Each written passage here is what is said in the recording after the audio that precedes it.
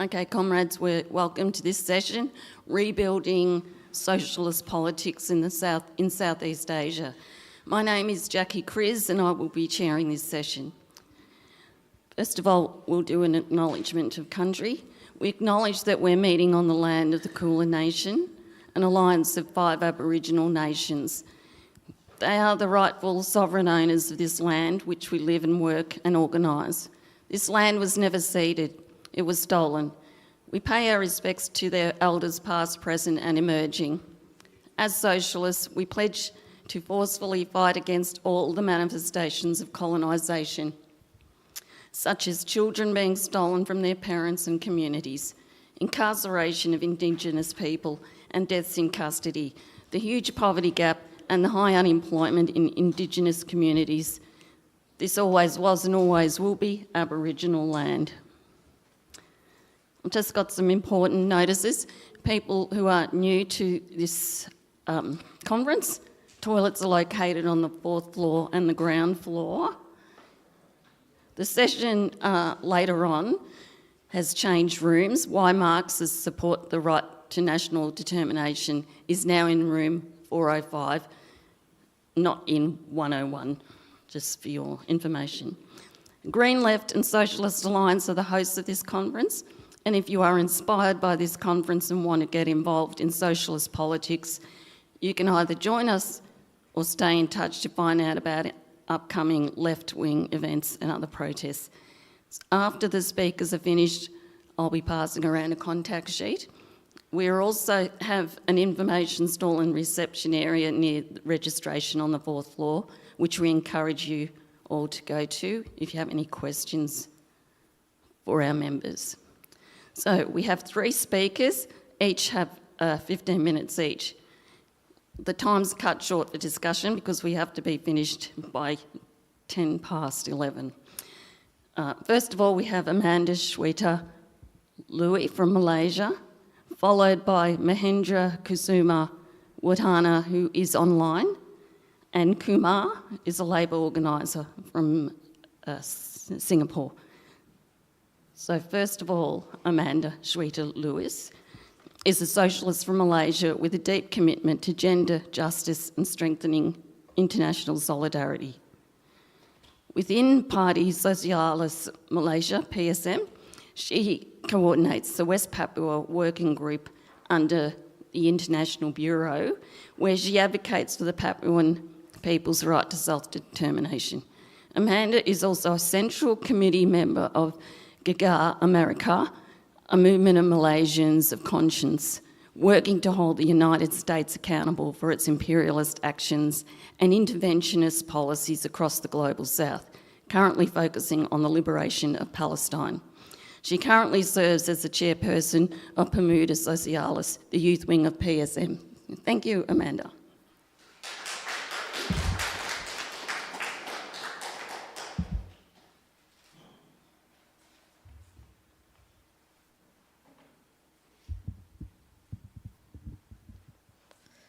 Okay. Sorry? Okay. All right. Good morning, everyone. Okay, it's a bit cold today, so bear with me. Okay, so my presentation is going to be talking about, from the Malaysian perspective, what's it like to rebuild the left. Okay, so next slide, please. So the current situation in Malaysia, I would like to define it within these 6 different areas. So there's firstly wage suppression. There's definitely a wage suppression happening in Malaysia right now. Currently, the minimum wage that we have is only 1,700 ringgit a month, which is about 600 Aussie dollars for a month. And I think this it's a bit comical because one of the previous governments that we've had, they tried to increase the minimum wage and they thought they did something really great, but they only increased the wage a 50 ringgit increment. And then a lot of groups went down to the streets, including PSM, to protest this. And after that, they added another 50 ringgit. So this is some of the things that the previous governments have done in regards to the minimum wage. And the PSM, we have been asking for an increment of at least 2,000 ringgit.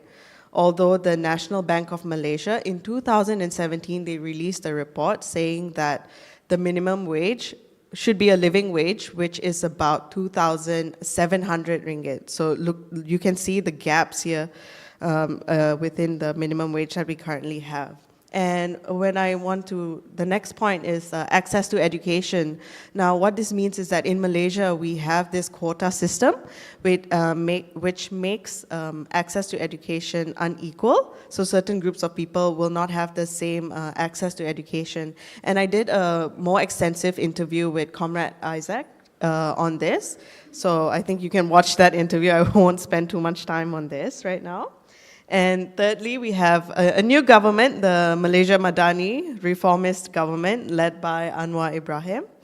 And this is a new government after Malaysia toppled down the Barisan Nasional regime that was ruling Malaysia for about 60 years. But after that, we had Pakatan Harapan, and then COVID came, and we had two more governments. It's very messy to explain this, but this is literally just what Malaysian politics is. It's a mess. And currently we are under the Madani government led by Anwar Ibrahim, which I would say they are still quite conservative. They use the same old tactics by the previous governments. They oppress people, especially queer people. And just to cite an example of this kind of oppression is that recently my comrade and I, we were called up for questioning by the police. This is by the national headquarters of the Royal Malaysian Police, because the youth wing, we were trying to host a sexual health awareness program in the month of June. And when we published the event online to call for people to register for this event, a lot of groups sort of misunderstood what we were trying to do and said that, oh, we are trying to host a LGBT rally, when it's just a health awareness session. And this became quite nasty. We got a lot of death threats online. 200 police reports were made against this post, so the police had to do some investigation. A comrade had to give up their phone to the police. So this is the current situation in Malaysia. And if we could just go to the next slide, please. So what are the challenges when we talk about building the left in Malaysia? So firstly, we have the authoritarian legacy.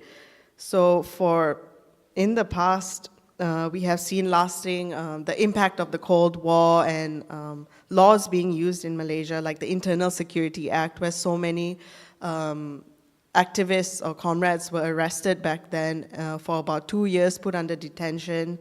And specifically for PSM, we have been impacted by the Emergency Ordinance Act. So what this act means is that they get to arrest and keep people under detention without a certain amount of period.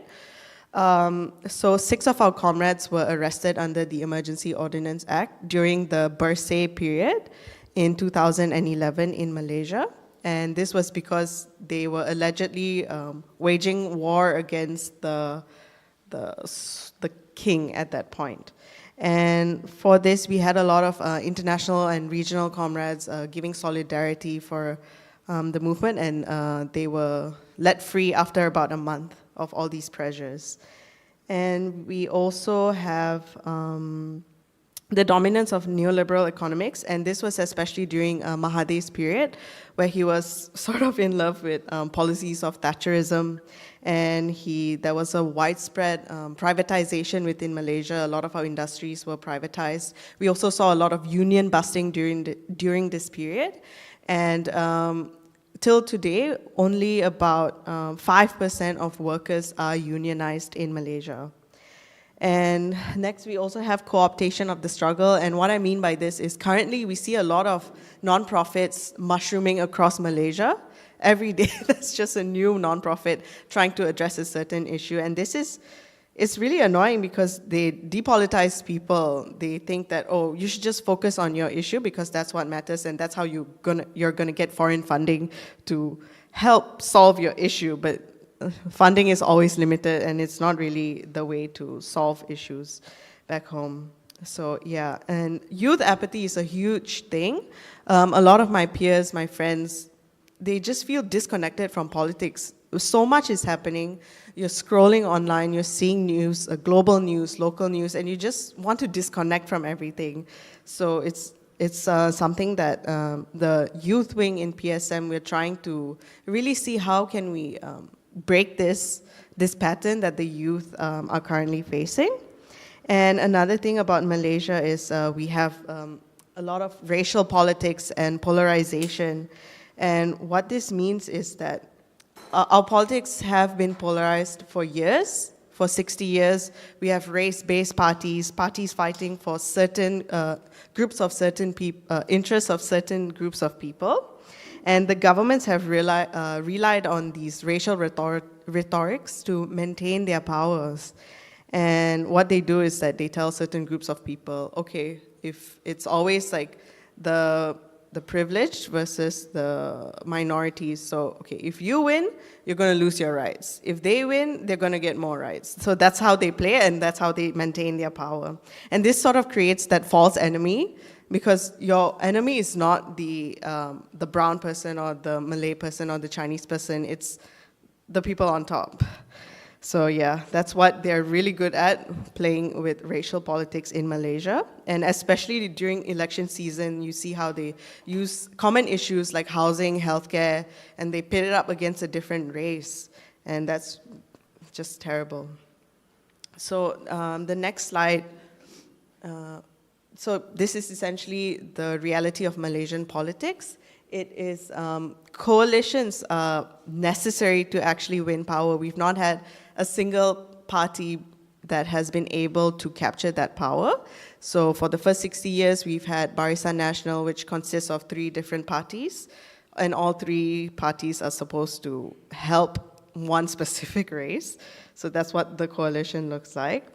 And many voters, when we have such a system, the first past the post system, many voters do not feel like they should vote for a new party or a smaller party like the PSM. They always call us a mosquito party back home, or they think it's going to be a waste. You're just here to split the votes. These are all the comments we get every time we stand for elections.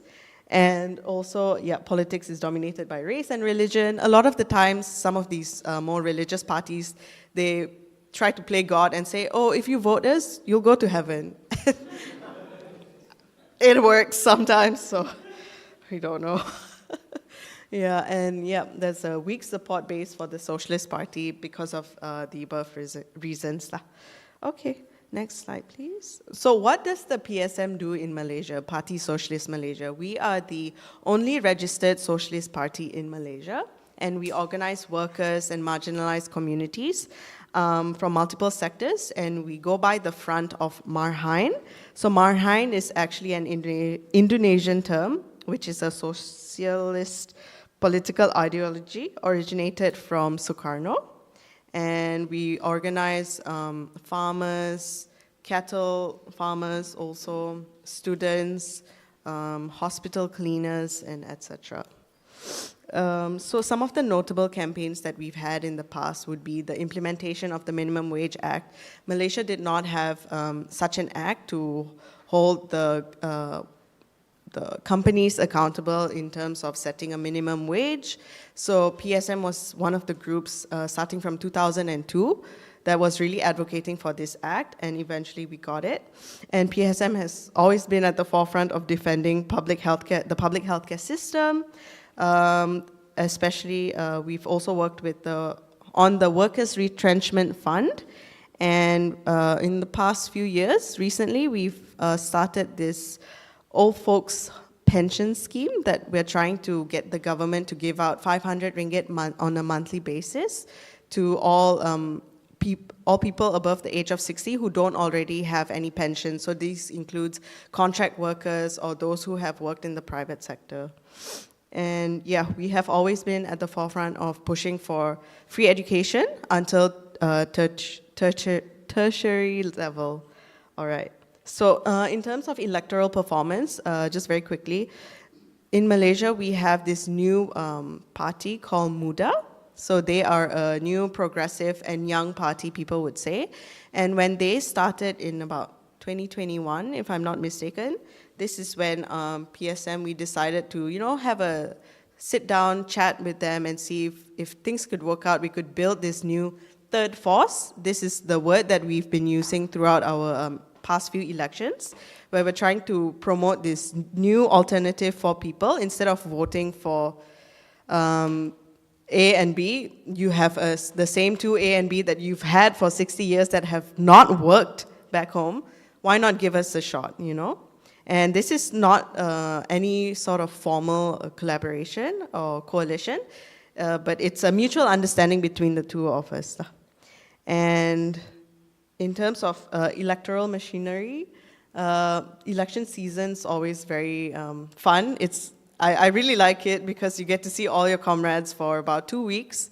Everyone's down on the ground. You see new supporters, new people. You get to meet new people. You get to speak down to the people. You get to speak with the people on the ground, and that's a really nice experience. And the public's perception on this is, I think people are okay with us collaborating with a new party, even though we've been here longer and people call us more progressive. Some people have said that, oh, you shouldn't work with them because they're not as aligned as you are. But for us, compared to the rest of the parties that we have, this is the next best. Okay, so next, just very quickly, what does the youth wing do? So we do a lot of queer solidarity. We do talks, we do workshops with queer people, especially in our party. We're a young party. We have a lot of new youth members joining, and a lot of them are queer because PSM is the only political party in Malaysia that openly supports queer people. And what we want to do is we want to politicize more queer people. And we also are very involved in Palestine solidarity. We've organized protests in front of the US Embassy, the German Embassy, and we do leafleting on anti-imperialism at rallies itself. And currently, we are trying to plan more exposure trips for younger people and try to build on more political education. So the next slide, just touching a bit on regional solidarity and why it's so important, because our struggles are all connected. Throughout Southeast Asia especially, so that's why I feel like our resistance also needs to be just as connected. And some of the things that we've done, especially in Malaysia, we've hosted a political school, left political school just last year, where we had comrades from other countries within the region join us. And this sort of like started that relationship between all of us. Like all the comrades I'm here with today, like we've met before, it's not our first time meeting. So it's really great that we get to build this relationship with each other. And from that program, we now have like a group chat where we're able to share information with each other about our country as and when it happens, as well as solidarity. Anytime something happens, we're able to just quickly come up with a joint statement and release it, or gather for solidarity mobilizations. Yeah. So, yeah, just coming to the conclusion over here, our future is not for sale. The young people we are now facing with a multitude of crises, especially under capitalism. We have the housing crisis, jobs, there's no job security, food is scarce, there's massive student debt, especially in Malaysia. So naturally, we must understand that socialism is the alternative for us. And this world is decaying, we see it burning, we can't sit in silence, we shouldn't sit in silence. And socialism is not just a relic of the past, but it is the future for our youth and working class, especially in Southeast Asia. And this is why it's so important for us to get organized today, because those who do not move do not notice their chains. Yeah, that's all. Thank you.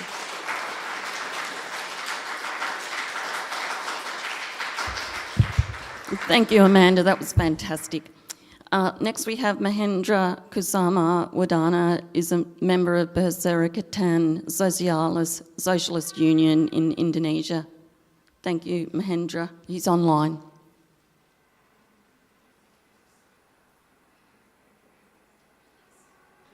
Sorry, we have a translator here as well.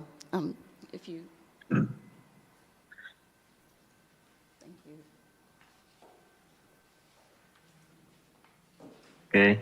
Hi everyone. Good morning.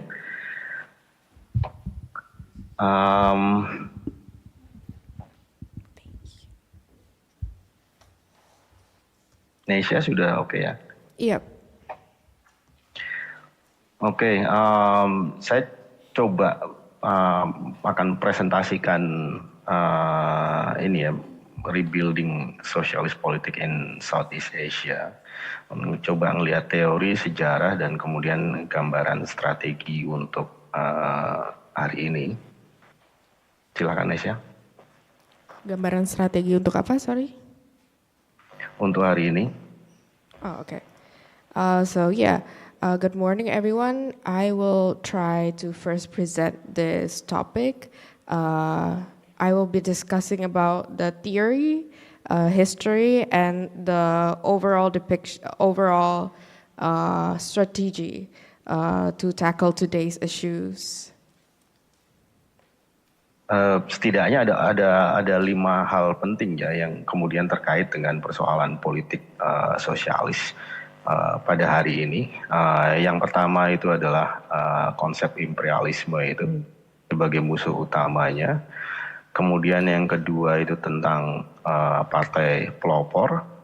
Ketiga itu analisa terkait dengan negara ya, bahwa ini adalah alat penindasan kelas yang tujuan utama sosialisme bukan mereformasinya, tapi kemudian menghancurkannya dan membangun sesuatu yang baru. Yang keempat adalah perjuangan kelas yang nanti ini akan terkait dengan persoalan banyaknya pembagian berdasarkan atas ras, agama, dan segala macamnya di Asia Tenggara. Kemudian yang kelima adalah sentralisme demokrasi yang secara sederhana adalah kebebasan berdiskusi dan kesatuan dalam tindakan. Silakan Nesya. So there are 5 main points when we talk about the perspective of socialism. The first one is imperialism, which is the primary enemy that we're facing right now. And the second would be the vanguard party needed in order to achieve socialism itself. And the third would be the state, which according to the socialist perspective, need not to be reformed, but to be shattered and taken down completely. The fourth one would be the class struggle, which comes first over intersectional struggles within race and then gender. And the fifth one would be democratic centralism, which is essentially freedom of discussion but unity in action. Oke, kemudian yang berikutnya adalah kalau bicara tentang tentang sejarah gerakan sosialis di Asia Tenggara. Sebenarnya di Asia Tenggara itu punya sejarah keterkaitan atau persatuan yang cukup panjang ya. Silakan Nesya. Bisa diulang bagian terakhirnya? Jadi di Asia Tenggara sosialisme itu punya sejarah keterkaitan yang sangat panjang. Okay. So when we talk about the history of socialism in Southeast Asia, actually Southeast Asia has a pretty long history of interconnected socialist struggles. Ya, jadi sebagai contohnya setelah pemberontakan PKI tahun 1926 itu prominent tokoh-tokoh utama Partai Komunis Indonesia seperti Tan Malaka ataupun kemudian Alimin ya, itu keluar dari Indonesia dan kemudian bergerak ke Malaysia, bergerak ke Filipina, dan di sana mereka berhubungan dengan gerakan-gerakan kiri radikal dan juga terlibat dalam pembangunan gerakan-gerakan komunis di negara-negara tersebut ya. So after the rebellion of the Indonesian Communist Party in 26, the prominent figures of the Indonesian Communist Party, such as Alimin and Tan Malaka, they went to other Southeast Asian countries in order to study about socialism, in order to deepen their study about socialism. Nah, jadi sosialisme di Asia Tenggara cukup menjadi sentral bagi gerakan anti kolonialisme, ya. Termasuk kemudian gelombang kemerdekaan di negara-negara di Asia Tenggara, terutama pasca 1940-an, pasca Perang Dunia Kedua. Okay, Silakan Asya. So the socialist ideas were actually pretty central and crucial to the anti-colonial struggles in Southeast Asia, especially after the 1940s or after the World War II. Dan pasca itu ada kemenangan-kemenangan yang cukup signifikan ya, misalnya kemenangan rakyat Vietnam berhasil mengalahkan Amerika Serikat, yang ini kemudian jadi inspirasi bukan saja di Asia Tenggara sebenarnya, tapi juga bahkan seluruh dunia. Tapi di sisi mungkin segitu dulu, Nesya. And there were a number of achievements that were pretty significant, which inspired other socialist forces, not only in Southeast Asia but around the world, such as the defeat of U.S. imperialism in Vietnam. Tapi di sisi yang lain juga di Asia Tenggara mengalami beberapa kekalahan dalam dalam perlawanan terhadap imperialisme. Ada represi terhadap gerakan sosialis di Malaysia, di Thailand dan Filipina. But on the other side, there were also some setbacks in the socialist movement in Southeast Asia, such as the mass violence, crushing the left in Thailand, repression in Malaysia, the annihilation of the Indonesian Communist Party, also the repression in Philippines. Yang terutama memang kekalahan di Indonesia ya dalam malapetaka 1965, karena di Indonesia ini bukan saja penghancuran secara fisik terhadap gerakan kiri gitu ya, tapi juga malapetaka 1965 yang dilakukan oleh Soeharto dengan dukungan imperialisme Amerika Serikat terutama, itu menghancurkan semua tendensi revolusi sosial dan membalikkan proses pembangunan bangsa Indonesia yang sudah terjadi sejak tahun 1920-an. Okay, so the main setback was the one that took place in Indonesia, which was orchestrated by the Suharto regime, the New Order regime, because it was not only the destruction of the left physically, but they also imposed a lasting ideological trauma on the general revolutionary movement that has played a big role in the anti-colonial movement since the 1920s. Nah, sehingga pasca itu terutama tahun 60-70-an kemudian kita ngelihat ada dan juga ditambah dengan situasi keruntuhan Uni Soviet gitu ya. Sosialisme semakin terdiskreditkan. Kemudian secara gerakan yang berkembang memang pasca itu adalah gerakan-gerakan yang model NGOisme yang single issue, fragmented dan semacamnya. Termasuk juga pasca itu ada ASEAN yang kemudian lebih terintegrasi ke imperialisme Amerika Serikat terutama. Okay, so and especially after that, there's of course the fall of the Soviet Union, and socialism began to be more discredited, And there's also the dominance of the NGOs, which promotes sectarian, Single issues. very sectarian models of movements. And there's also the emergence of ASEAN, which they tend to be more soft on the imperialist America. Oke, dan konsekuensi dari semua itu sekarang mungkin kita bisa dibilang satu, menghadapi ketidaksetaraan yang semakin mendalam. Rata-rata di Asia Tenggara itu kekayaan 10% orang paling kaya di Asia Tenggara itu rata-rata menguasai 35 sampai 60% dari pendapatan nasional. Silahkan Nesya.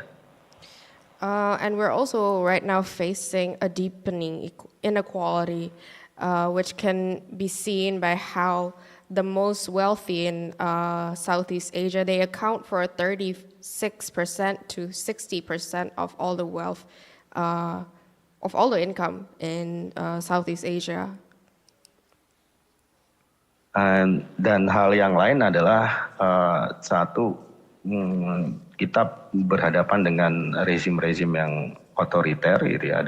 Ada military regime di Thailand, atau kemudian ada banyak undang-undang yang anti demokrasi, misalnya tadi sudah disampaikan kawan-kawan PSM gitu ya. Di Indonesia juga ada KUHP yang baru yang lebih mudah mengkriminalkan aktivis, dan mungkin juga nanti di Singapura juga ada undang-undang yang semacam itu. Di sisi yang lain, selain rezimnya cenderung otoriter, kemudian juga masih terdapat banyak sisa-sisa masa lalu. Seperti di Indonesia ada persoalan militerisme, ada persoalan sisa-sisa feudalisme dan segala macam.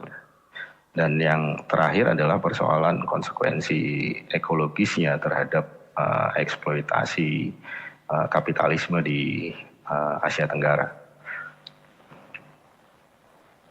Silakan Nesya. Okay, so when we're talking about the movement, what we're facing is an authoritarian regime, and this can be seen throughout the whole of Southeast Asia, such as laws that are anti-democratic. Some have been mentioned by comrades from PSM earlier, and laws that can be weaponized to easily criminalize activists. And also, on top of that, there are still remnants of past events that impose ideological trauma, or things that are actually concrete, such as militarism. And also, on top of that, there's also the consequence of ecological destruction. Oke, slide berikutnya itu gambaran tentang kira-kira komposisi kelas atau komposisi masyarakat di Asia Tenggara ya. Ada buruh industri gitu ya, itu tetap ada karena kita sudah di masa kapitalisme sekarang, tapi juga ada masih ada banyak sekali borjuis kecil di Asia Tenggara gitu ya, entah itu kaum tani ataupun kemudian itu juga sektor informal dan segala macamnya. Okay, so this slide shows the overall composition of the people of the class in Indonesia. So there are a number of industrial workers. There's a fair share amount of industrial workers, but there's also a huge percentage of petit bourgeois that works as peasants, and there's also a good share amount of apa yang terakhir? Sorry. Informal sector. Sorry, yeah, people working in informal sectors. Oke, Kemudian kalau saya pribadi masih percaya bahwa untuk memperjuangkan sosialisme itu butuh alat, dan alatnya itu adalah partai revolusioner. Akan terus ada seperti di Indonesia, karena kondisi yang tadi muncul perlawanan-perlawanan yang sifatnya spontan. Tapi ini akan, seperti kita diskusikan kemarin, akan ada banyak kelemahan. Nah, dibutuhkan sebuah partai revolusioner untuk kemudian bisa memajukan dan bersama dengan kaum buruh dan rakyat gitu ya, untuk memenangkan tujuan-tujuan sosialis. Beberapa karakternya akan ada di slide berikutnya. Okay. So personally, I still believe that in order to achieve socialism, in order to get into socialism, we need a tool, and that is a revolutionary party. But there are some challenges that we're facing, such as the aforementioned conditions, which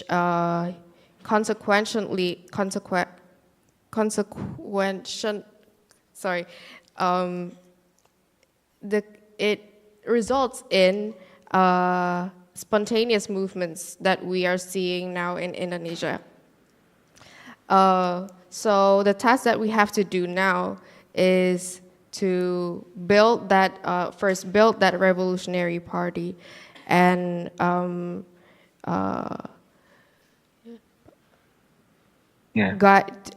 guide the workers and people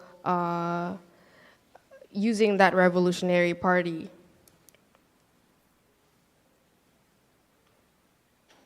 Oke, dan yang selalu jadi pertanyaan terkait dengan partai revolusioner itu kan kontradiksi antara kesadaran sosialis yang di situasi sekarang hanya bisa dipahami oleh segelintir orang dengan fakta bahwa sosialisme tidak bisa dimenangkan tanpa keterlibatan massa buruh dan rakyat sebesar-besar mungkin.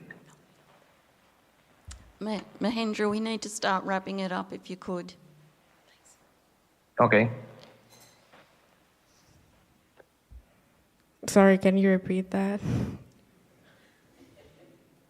Yang jadi masalah dalam pembangunan partai revolusioner itu adalah problem bahwa kesadaran sosialis itu hanya bisa dipahami oleh segelintir orang, dengan itu berkontradiksi dengan persoalan bahwa sosialisme hanya bisa dicapai dengan perjuangan sebesar-besarnya dari massa buruh dan rakyat. Okay, so the main issue when it comes to building a revolutionary party is that socialist ideas can only be understood by a small number of people, whereas in order to achieve socialism, you need as much people as you can organize. Nah, saya menyarankan mungkin kita bisa membaca lagi tulisan Lenin left wing communism ya, tentang bagaimana pengorganisiran pelopor dengan pengorganisiran massa. Itu satu poin. Kemudian menurut saya poin yang lain yang di 2 slide terakhir itu ada kebutuhan partai itu harus anti imperialisme, internasionalisme itu terkait dengan pembangunan aliansi Asia Tenggara yang punya definitif program. Kemudian ada beberapa poin lainnya. Begitu, Nesha. So there are 2 main points.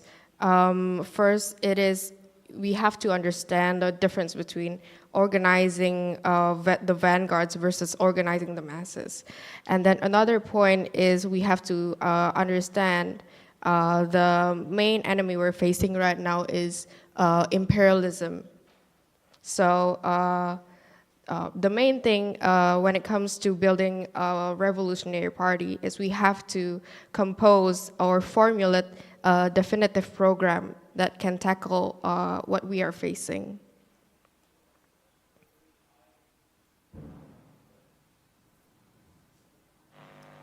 Okay, thank you.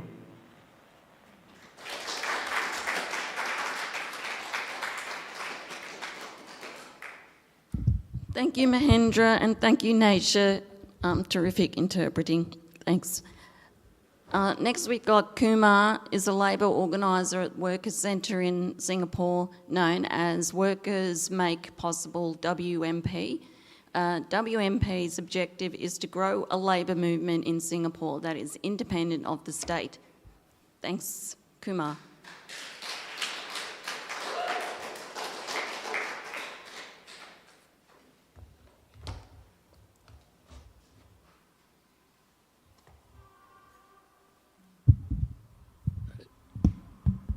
Hello, testing. I guess this rostrum is not used for laptops, huh? Oh. Testing, okay.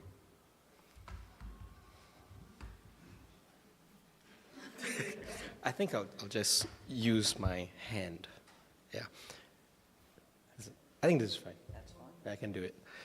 Yeah. Hi guys. So I didn't sit with the panel not because I don't like Amanda and Nisha, but because I have a bit of a slip disc. So I'm just trying to pace how much I sit down and how much I stand up. Much like the left in Singapore, we are often active and sometimes we're absent. So I'll try to explain all of that in this talk, okay? So firstly, good morning, Australian and international comrades. So when Socialist Alliance invited me to speak at this panel, he told me to talk about the new left in Singapore. I thought it was a good opportunity to finally take this opportunity to draft a long overdue article defining the so-called new left in Singapore. So pardon me, this will not involve as many slides or pictures like I had for my last panel on organizing workers in Singapore.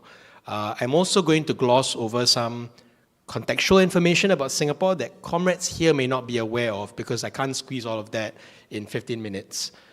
So please let me know in the Q&A if I missed out something important. So the left or socialism, I define as being a systematic critique of capitalism and an organized movement via class struggle to bring forth a fairer political economy that puts profit as secondary to life, which includes the planet. There are many self-identifying leftists in Singapore who may or may not be in organizations that do not organize sections of the working class for a socialist future. I do not include them in this analysis. Next slide. Oh, can you, you got to start from slide 18. Sorry, I combined both presentations for Ecosocialism, so sorry about that. You get a quick preview of the last panel if you missed it. Okay, great. Okay, so the next slide. Perfect, okay. So the history of Singapore's left is characterized by constant interruption and disruption. The left's heyday was in the 1950s when the anti-colonial movement, mainly supported by the labor movement, was at its strongest. Many workers' strikes during this period won significant gains that remain the standard for best practices even in today's workplaces in Singapore. The left was so powerful, it kicked the British out and put the current ruling party, the People's Action Party, in power in the 60s. However, the left split from the PAP and formed the Parti Sosialis, another party. The first major disruption was what happened to Parti Sosialis after this.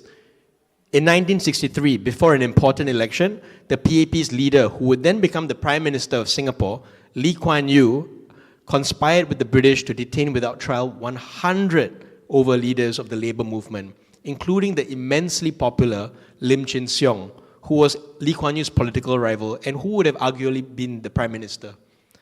The first generation of the old left was neutered.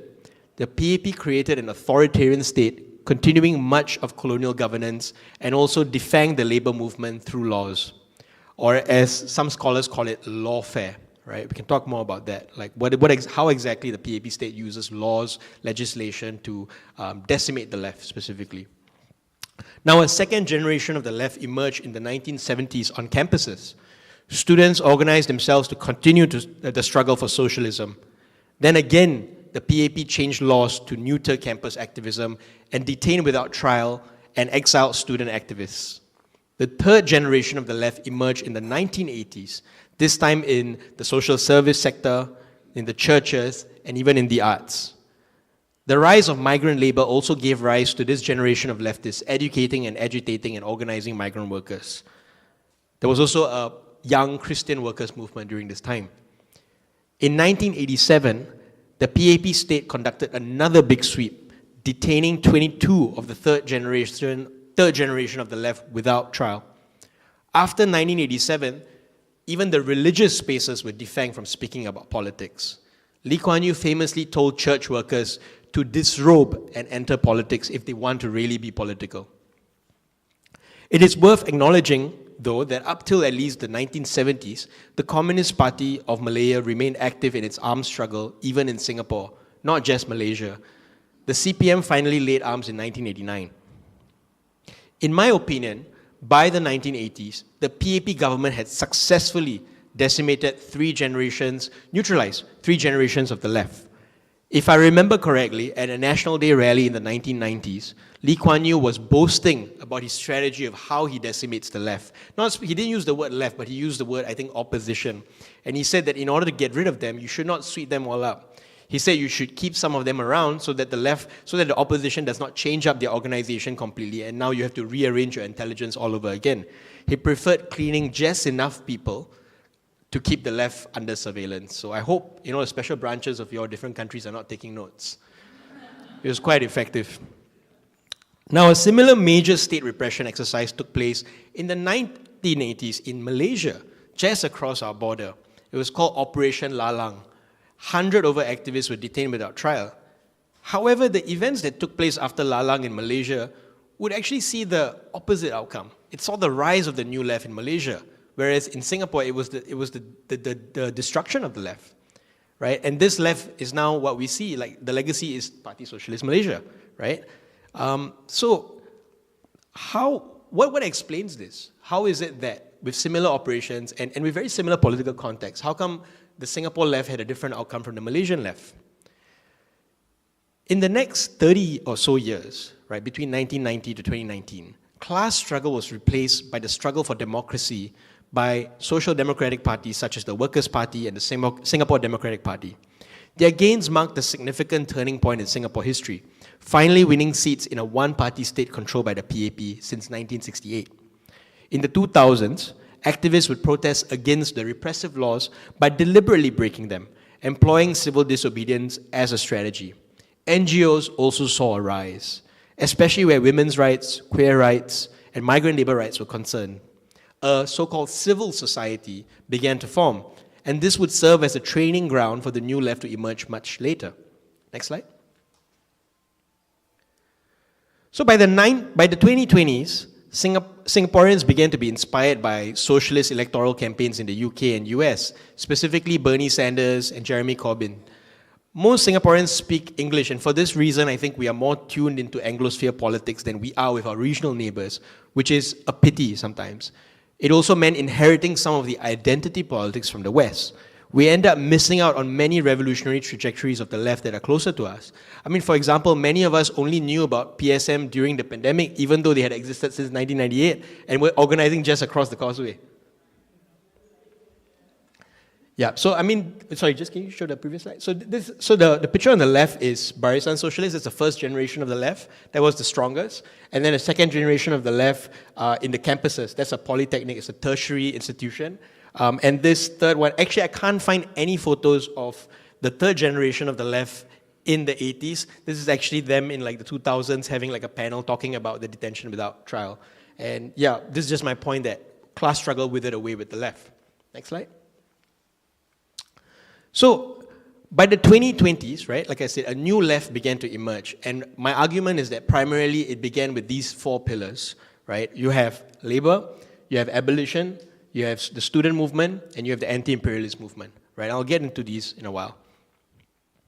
But it is likely that socialism was actually always on the minds of many in Singapore, but 3 generations of repression and social conditioning instilled in us enough fear to never think of trying. Nonetheless, many of us could not resist trying to introduce class struggle sneakily in our own civil society groups. Like I joined a climate justice organization. Oh, sorry, can you go to the next slide? Yeah, so that picture on the right, this one. So that I was in this organization. It was called SG Climate. It's called SG Climate Rally. So I joined this organization to organize food delivery riders under the banner of a petrol price hike that the government made in the name of climate change. There were comrades in an abolitionist organization that started a fundraiser for the bus drivers who were suing SBS. This is a public bus company. They actually started an Instagram account called Workers Make Possible to do this, and they used this as an opportunity to talk about the history of workers' collective action in Singapore. Next slide.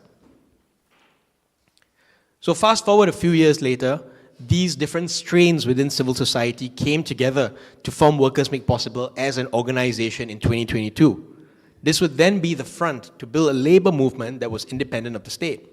This time, unlike the last generation of the left, as the fourth generation of the left, we publicly declared that we were organizing workers. Our strategy was to be open and confrontational with capital, not underground. This is significant as a foil to the PAP's tripartite ideology for labor relations. Enough workers were tired of the so-called industrial harmony and the bureaucracy of the PAP-controlled unions under the National Trade Union Congress, which is PAP-controlled. We knew that workers lacked an outlet, and so we wanted to be that outlet. With decades of tradition of labor organizing erased from our social memory, we had to build from scratch. We learned from comrades around the world, but had to do the work of theorizing how it would look like in the Singapore context. Next slide. So as I mentioned in the previous panel, WMP organizes workers into their own worker groups in various sectors, because more than 90% of the workers' unions are controlled by the PAP state. Many workers are critical of the pre-existing unions. So therefore, we form these grassroots groups that can still pose a credible threat to capitalist through class struggle in the Singapore terrain. I'm happy to get more into this during the Q&A. Next slide. Yeah, so this is just an example of actually some gains that we've made in the last few years. Stopping deportations, recovering wages in companies that closed down, slashing waiting times at unpopular delivery locations, and raising wages for 6,000 over workers, all without a union. Next slide. So now the second pillar of this burgeoning left, the abolition pillar, abolitionist organization, is called Transformative Justice Collective. So TJC organizes working class prisoners on death row and their families against the war on drugs in Singapore. Singapore still has the death penalty for drug trafficking and murder, although it is mainly used for drug trafficking. A supermajority of people on death row are ethnic minorities, Malay and Indian.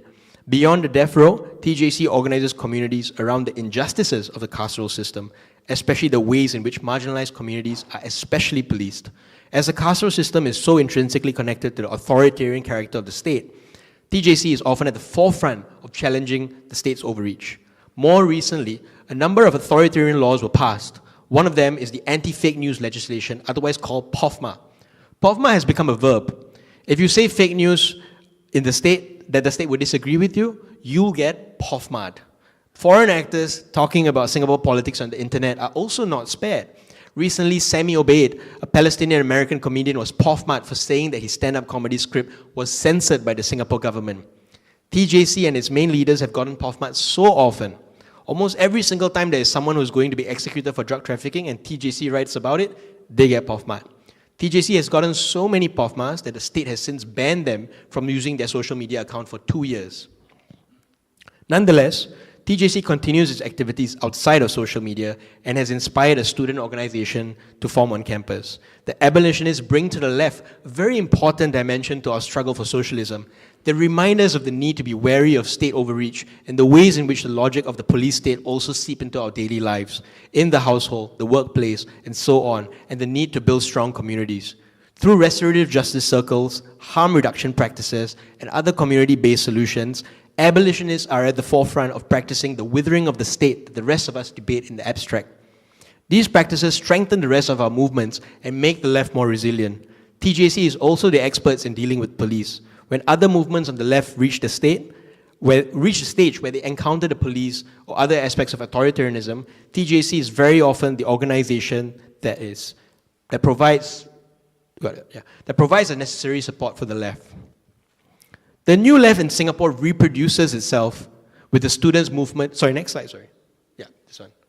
Yeah, the new left in Singapore reproduces itself with the students' movement on local university campuses. While there has been waves of student activism in the National University of Singapore, the wave in the National Technological University, NTU, is undoubtedly more of a leftist movement. NTU student activism wave was mass-based from the start. They started with a campaign to improve the campus's financial assistance schemes for working class students. through a myriad of unconventional strategies that involved their base of students who were affected by the really, really bad financial assistance schemes. The students won their campaign. Student wings began to form for migrant workers, Student for Migrant Rights, and Abolition, Singapore Alliance for Transformative Justice, and Students for Palestine Solidarity. These strands spread throughout the major university campuses in Singapore.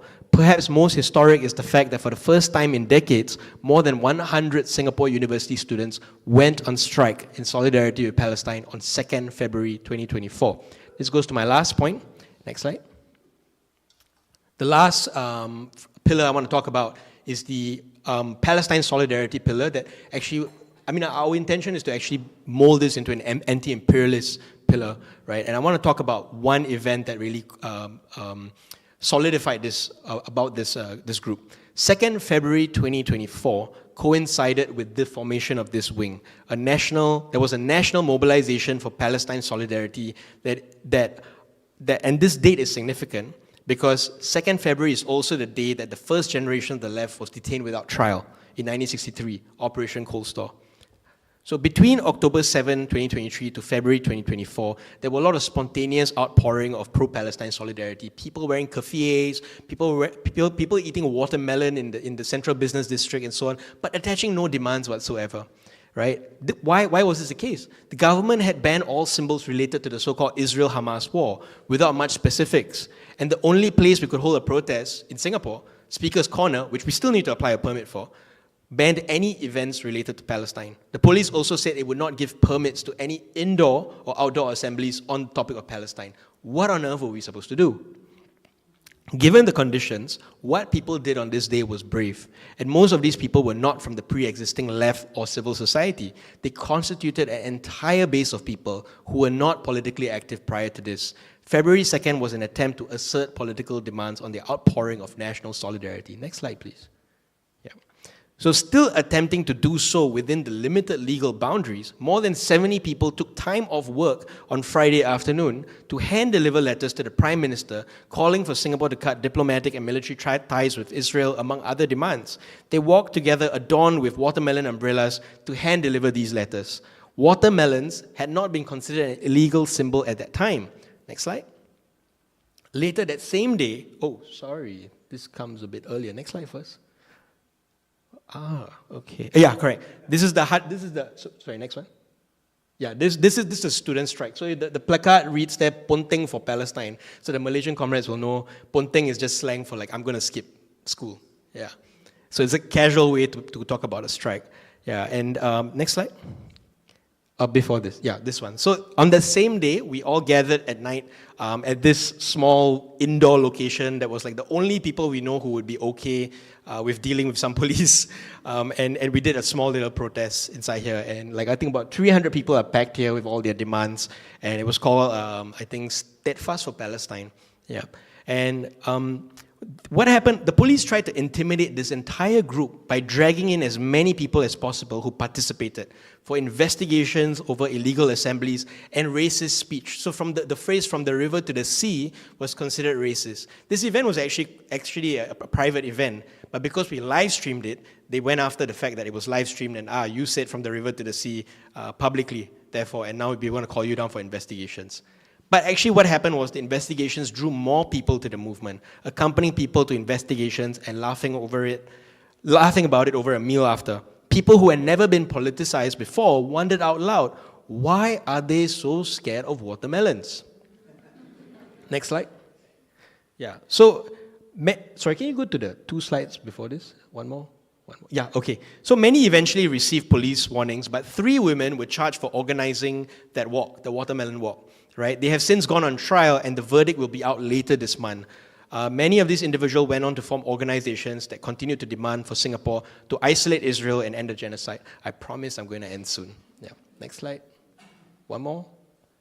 Yes. So this is another action that this, again, like, from the same crowd, people did a banner drop at a tourist location at Marina Bay Sands, calling for Singapore to cut arms ties with Israel. And next slide. So students placed hundreds of pairs of shoes in front of an Israeli-funded institute to mark every student martyred by Israel. Both actions are currently being investigated by the police. the students who did this, who are alleged to have done this, their houses and dormitories were raided. The New Left in Singapore is very young and underdeveloped. It was born out of the politics of the pandemic, where the disparities between the working class and the capitalist class over the world was laid bare for all to see. It was also a time when there were energizing socialist campaigns around the world that gained massive popularity and captured the imaginations of people around the world, including Singapore. Although young and small, the New Left in Singapore has grown very quickly in such a short time. Next slide. So this, I'm just going to quickly gloss over this. This was an attempt to coalesce, right, a bunch of grassroots groups, 30 over grassroots groups, over a couple of demands that we would say that they're moving us towards a more left-wing sort of political program. And this is called the People's Manifesto, right? Next slide. Yeah, so at the end of the day, the left that this is the last slide, I swear, yeah. So at the end of the day, the left that I speak of this weekend at this conference is being born out of a desire to stop debating whether Lenin was right or if the Chinese Revolution was a petty bourgeois revolution or not. It was born out of being tired of agonizing over what was the correct thing to do. It was born out of an impatience to have an outlet for anyone in Singapore who felt something was wrong about the way our society functioned and wanted to do something about it. The left in Singapore is being born out of the realization that if we do not do something, anything, to manifest the politics that we want, then nothing will change. The task of rebuilding the left in any country is going to look different all over the world. As Marx once said, men make their own history, but they do not make it just as they please. They do not make it under the circumstances chosen by themselves, but under circumstances given and existing. The left that we are building in Singapore could not be further from that. It is for this reason that on the 60th anniversary of the Operation Cold Store, the first crackdown of the first generation of the Singapore left, we organized an event to mark the occasion. The title of the event is how I would like to conclude my talk today. Their struggle is ours to continue. Thank you.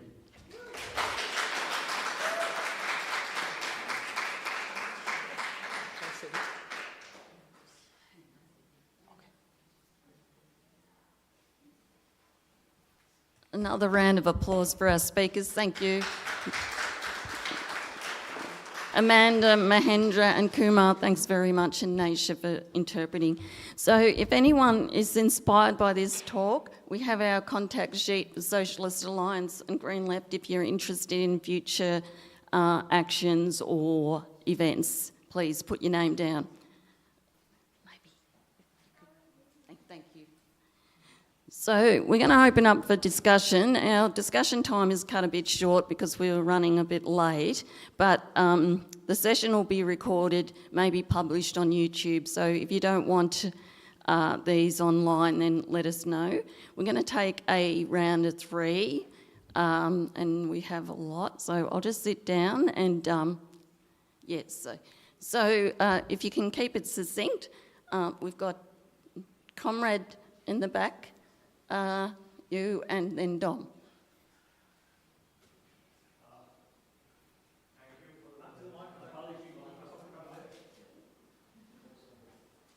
And if speakers quickly come to the microphone so we can be quick.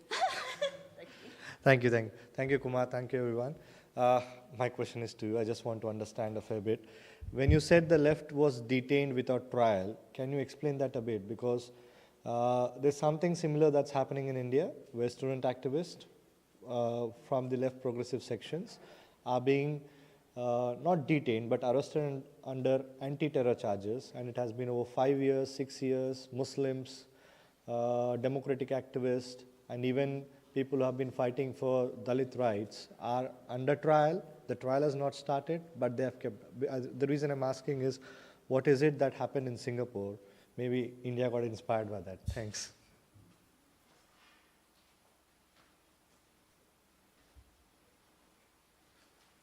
So, as our Indonesian comrade mentioned, we're coming up again to 60 years, commemorating the 1965-66 mass killings of in Indonesia, which proves, and this event just shows that capital will never let revolutionary politics grow unmolested. As socialists, what do you guys think are the lessons, the strategy lessons that we can learn from these horrible attacks, so that we don't witness such horrible travesties happen again?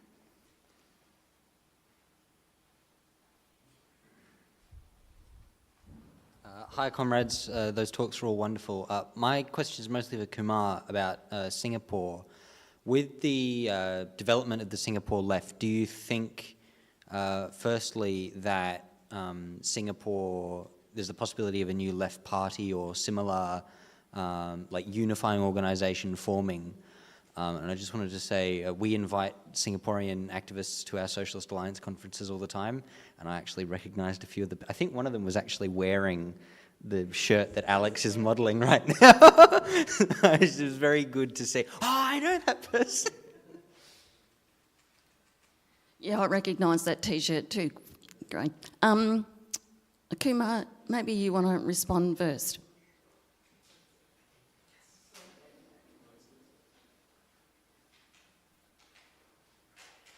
Yeah, so Balaji, the detention without trial, so that is under the Internal Security Act. So you can look it up as well.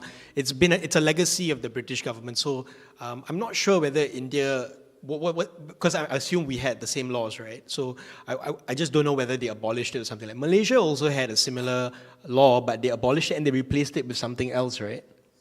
SOSMA, right? ISA became SOSMA. And a detention without trial, so there is, if I'm not wrong, there is no habeas corpus, I think. There is actually, I can share with you later, the latest account of what happens in detention without trial was done actually by an Australian. Like he's now an Australian citizen, but he was detained without trial under a terrorism charge, actually. So now the use of detention without trial is largely being used on people who are so-called terrorists or religious fundamentalists. That's the trajectory we're seeing right now. Yeah.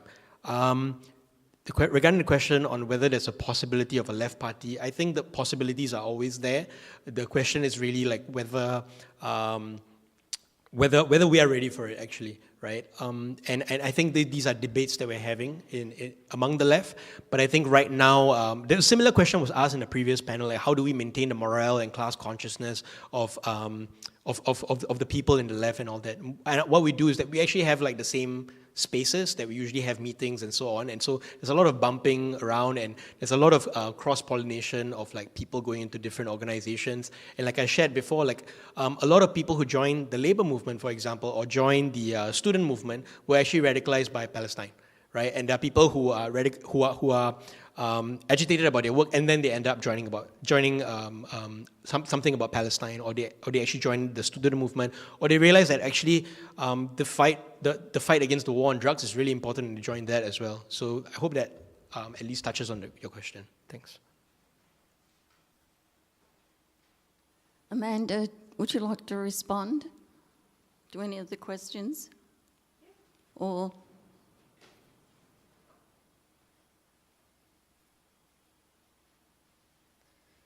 I think I'll just respond a bit to the lessons that we can learn from all these horrible attacks and how do we try to move on from this. I feel like from the Malaysian perspective, it's just important to, because we know these crackdowns may happen, but that should not be on the forefront of our mind. We should just consistently just focus on building the movement. Because when we are focused on that, these small things will not deter the movement. It will just be, oh, it happened, okay, let's take some time to rest, regroup, and then continue with the movement. We should just have, that's how I view it. And also, one thing in Malaysia, we're just lucky to have all these senior comrades who have gone through that era where they were faced with all these more repressive regimes compared to us. So they are the ones who are passing down all this knowledge on how to deal with the state oppression. So yeah, that's all. Okay, sorry, I've gone blank. Mahendra, Yeah. would you like to respond to any of the questions? Yeah, I think just the question about what we can learn from the 1965 catastrophe. So this is Indonesian Communist Party is the third biggest communist party in the world, and they are also the biggest political communist party that are outside the state power. But what happened in 65, they can be crushed like a couple of months by the Indonesian military. I think one of the main lesson from that is theoretical clarification, ideological clarification is quite important because the thing that led up to the massacre is the theoretical mistake in the Indonesian Communist Party, like the theory of IDIT, negara dua aspek. Apa itu Indonesia, negara dua aspek? Two aspect state. Ya, tuh.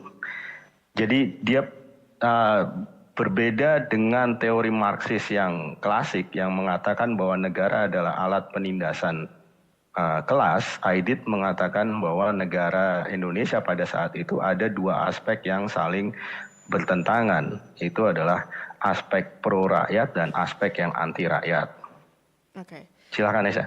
So unlike the classic Marxist theory about the state that says the state is the state works to protect the capitalist system, the theory that I did says was that the state consists of two contradicting aspects. One is the pro-people aspect, the pro-proletariat aspect, and one is the anti-people aspect.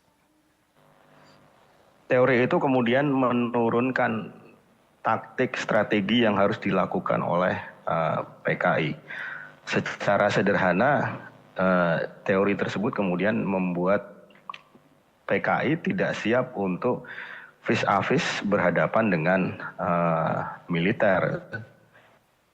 Jadi kalau menurut saya salah satu apa yang bisa kita pelajarin dari Malapetaka 1965 itu harus punya kejelasan ideologi, terutama bagi sebuah partai revolusioner, kejelasan ideologi, kejelasan program perjuangan. Silakan Nesa, dan terima kasih, mungkin begitu saja. Okay, so that whole theory, it affects the formulation of tactics and strategies that the Communist Party of Indonesia used to face the ruling class at that time. And they were not prepared actually with that strategy and tactic to face the military. So what we can learn from the catastrophe of what happened in 1965 is that we have to have a clarity in ideology that can formulate effective enough strategy and tactic. And that would be all.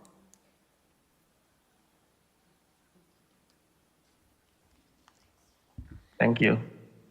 Thanks, Mahendra. We've got time for 3 more questions and then we'll wrap it up. So, well, possibly.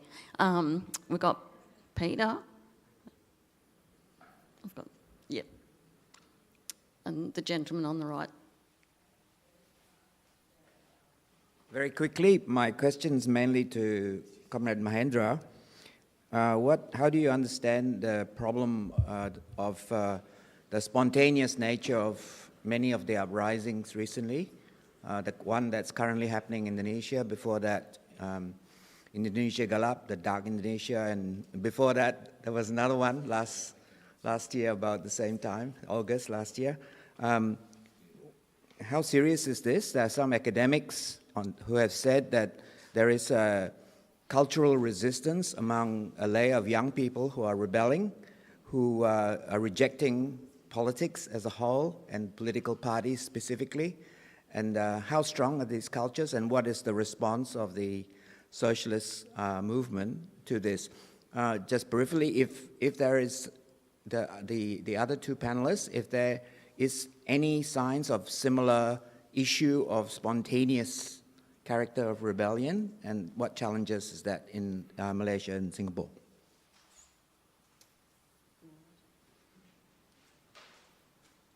Thanks. Keep going. Thanks. Sorry, I can't see very well. Okay. To Kuma, I know very much about the Singaporean and Malaysian struggles.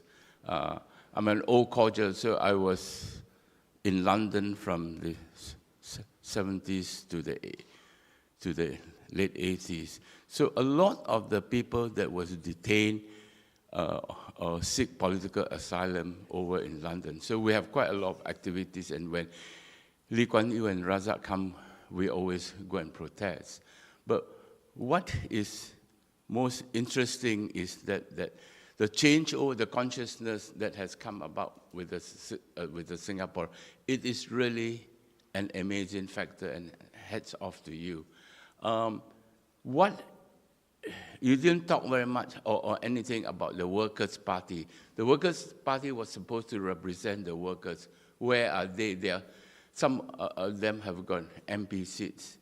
And for those of you who also are not aware, even Lee Kuan Yew's brother, Lee Hsien Loong, has sought political asylum in London. Why? I mean, he's part of the setup. So it is amazing, I really, to see, because during the London days, we have always joked that, oh, it's a lost cause about Singaporeans in their political corners. They're so afraid to come up and do anything. So I really admire the transformation. Thanks. Thank you. Sorry. It's all right. Margella?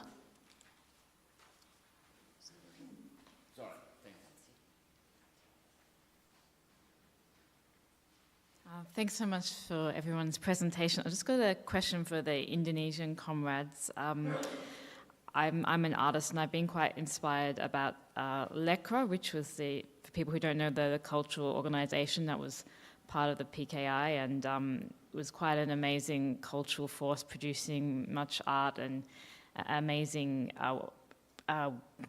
cultural resistance and socialist artworks. And I'm wondering if there's been any work by yourselves and other comrades of the contemporary moment in reviving that. Kumar, do you want to start? Do you need me to help you?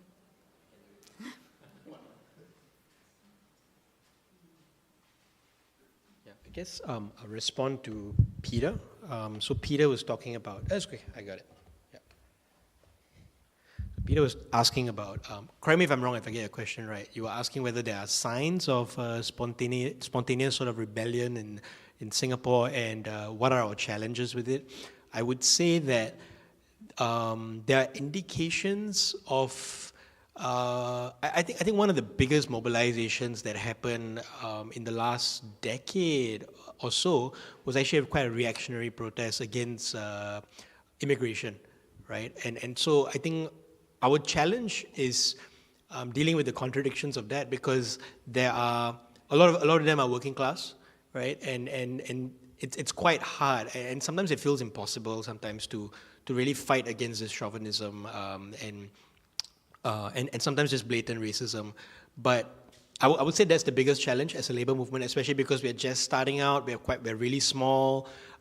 We don't have much experience as well, and sometimes we can lose our base very quickly also if we are too strong sometimes. But at the same time, you know, the socialists in us are like, you know, we have to be strong against these things. So I think the challenge is really, how does that look like? How do we still counter these things and not lose our base, right? And it's very tempting, especially when you join an electoral party, to campaign on such things, because, and unfortunately all the opposition parties, actually the Workers' Party has dropped its, it used to have a very xenophobic slant, but it's dropped that platform. But every other opposition party has a platform about foreign talent, right? They call it foreign talent, and trying to protect the Singaporean worker, and it's unfortunate.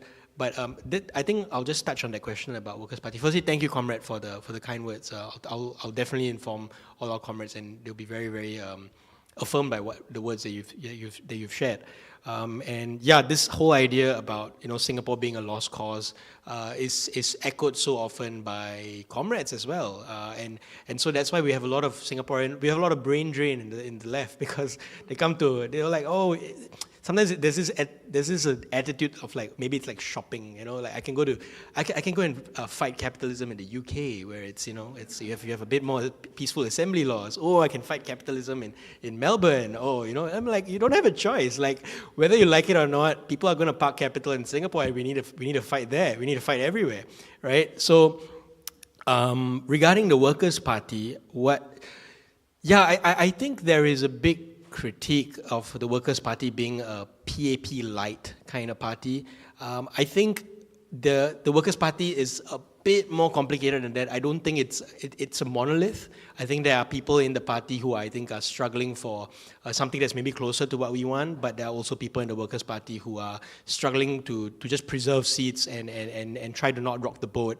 And actually, I think only in Singapore you will see a opposition party, the biggest opposition party, campaigning to not form government, right? They're campaigning to form a check and balance against the state, and this is supposedly popular.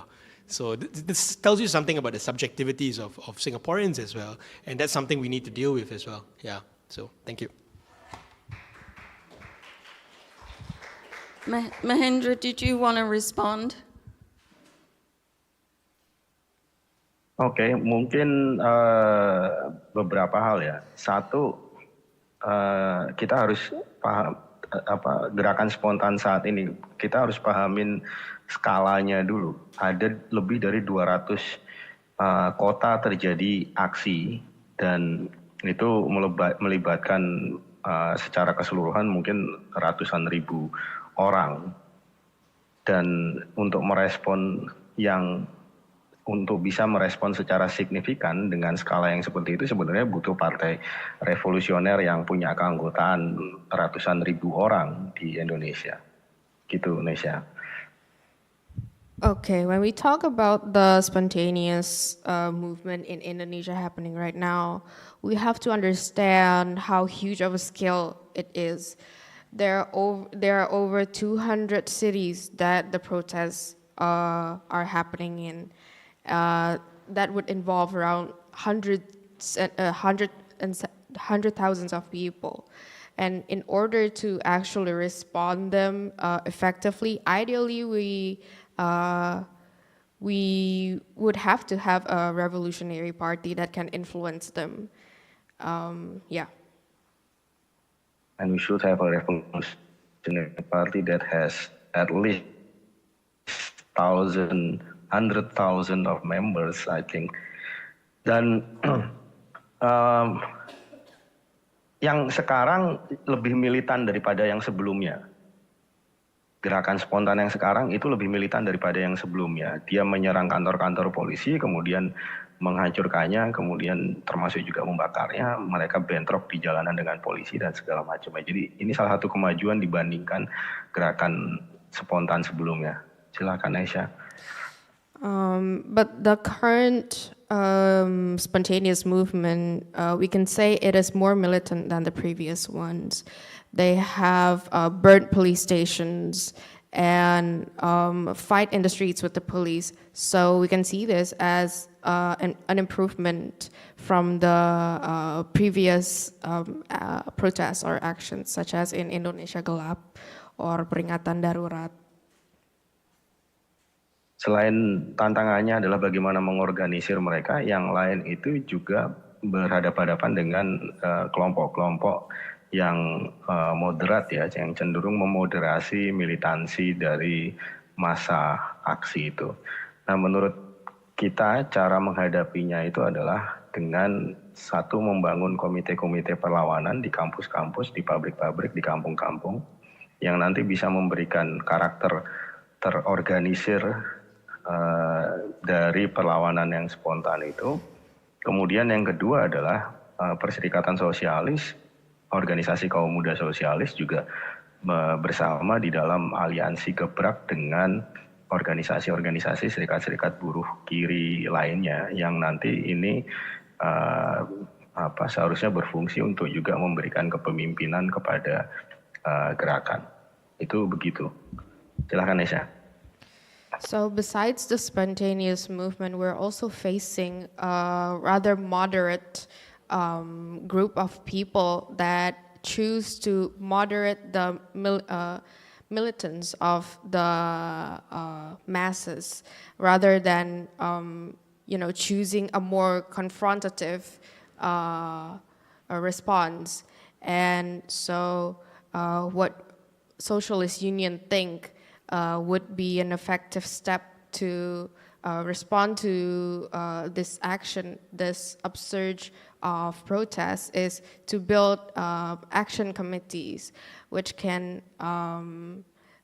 influence the masses politically and ideologically and keep the spirit up. Sorry, can you repeat the last part?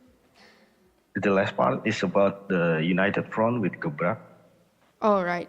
And another strategy, another tactic is to get us involved in the umbrella union group, the Action Alliance group. It's called Gebrak.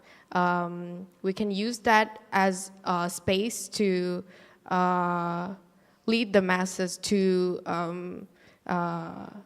build leadership within the masses. Oke, yang pertanyaan kedua tentang lekra, jadi ada inisiatif-inisiatif individu ataupun organisasi kebudayaan di Indonesia yang punya perspektif bagus gitu ya, dan bahkan sosialis. Tapi sayangnya memang belum ada satu organisasi nasional kebudayaan seperti lekra dahulu. Yang dilakukan oleh Perserikatan Sosialis adalah berupaya kerjasama dengan mereka dan juga kita melakukan propaganda tentang perspektif kebudayaan kita, gitu Nesha. Dan itu sudah terakhir, terima kasih. So there are a number of excellent cultural initiatives and organizations in Indonesia, but unfortunately, currently there are no national culture organization like Lekra, but Socialist Union strive to collaborate with the current existing cultural organizations in Indonesia and promote our culture perspectives through our publication and propaganda. And that would be all. Thank you.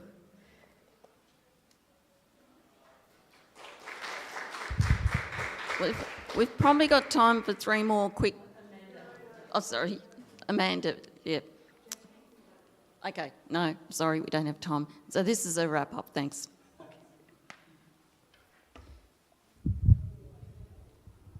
All right, just very quickly to respond to Peter's questions in terms of any spontaneous mobilization in Malaysia. Recently, we've seen groups mobilizing for justice for Zara. So there's this case of a 13-year-old girl who was, they're saying, bullied to death because they had found her body in the, what is this in English, in the dorms, in one of the boarding school dorms for 13-year-olds in Malaysia. And this happened in Sabah. So there have been mass protests, spontaneous protests in Sabah, in KL, in Perak, quite a few states around the nation. A lot of mobilization online as well. People are talking about it.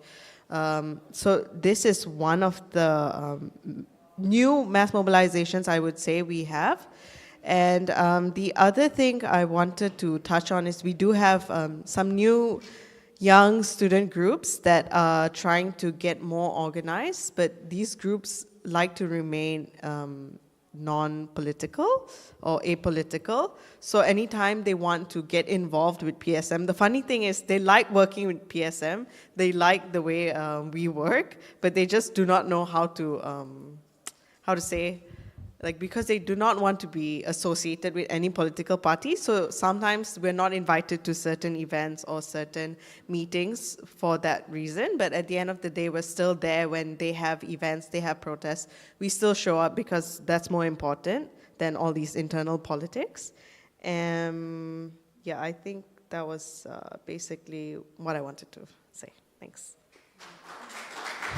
Thank you, comrades. The next session is at 11:45, but another round of applause for our comrades. We've got Kumar, Amanda and Mahendra and Nasia, thank you.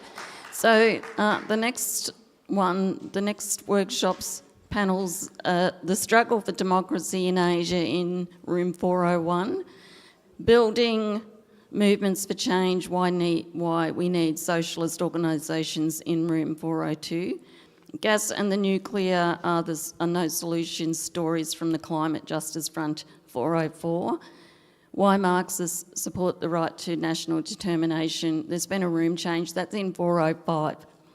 And the bookshop is going to close at 4 p.m, so please visit the bookshop, and goodbye, thank you.